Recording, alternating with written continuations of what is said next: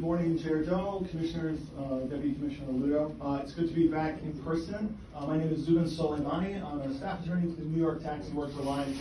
I just want to say the main reason we're here today is to account for the full cost of inflation on vehicle expenses that has not been accounted for, that the companies have not accounted for in their payments, and while taking great steps forward, this proposal still does not go far enough to capture that method.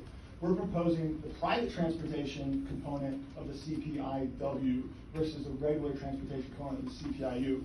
I'll explain the difference. So, and Uber has criticized some of these methods in its litigation, and I think by choosing this method, nobody can have any complaints about this. So the problem with general transportation is it includes things like airfare and public transportation.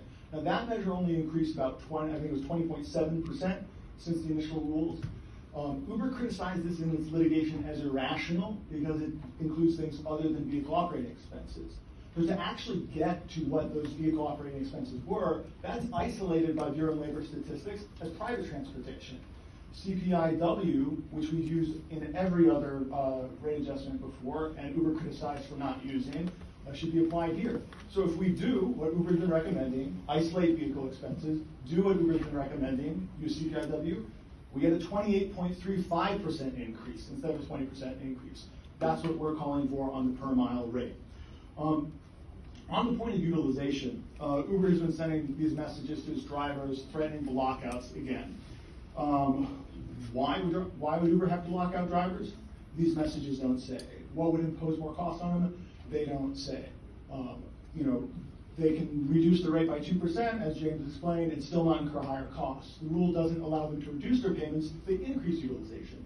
So while this policy may be dishonest, though, I think TLC has to take into account that even if the policy reasons are dishonest, Uber may honestly be making these threats to instigate drivers against a policy that increases their pay. As James explained, utilization has to be accounted for drivers to have real pay. However, the problem with the TLC policy to this point is it hasn't addressed the problem of involuntary lockouts. I don't think we can accept that this has to be an acceptable outcome as part of what it means to have a utilization rate. When drivers are locked out, that effect is drastic. Drivers can make about half as much if they're subject to these lockouts, even if the marginal decrease is only a few percent in the hole. For those people, it's basically being fired part-time. The point of this rule is to make sure that you're paid for all the time when you're trying to work. Now, if you live in the Bronx and you pick up somebody in Manhattan and you take them to Flatbush and you get locked out, you're still at work. You're not at home. You're not with your kids. That's time you're trying to work. And being locked out is the equivalent of digital equivalent of your boss taking your time card and punching you out while you're still trying to work. So, thank you. If I may just say what we're proposing. Has that gotten louder? What we're proposing is that just as the wage and hour law recognize time when people are using it not for their own benefit, but for their job has to be accounted, we can walk and chew gum. We can have a utilization rate, and we can ensure that lockouts don't happen.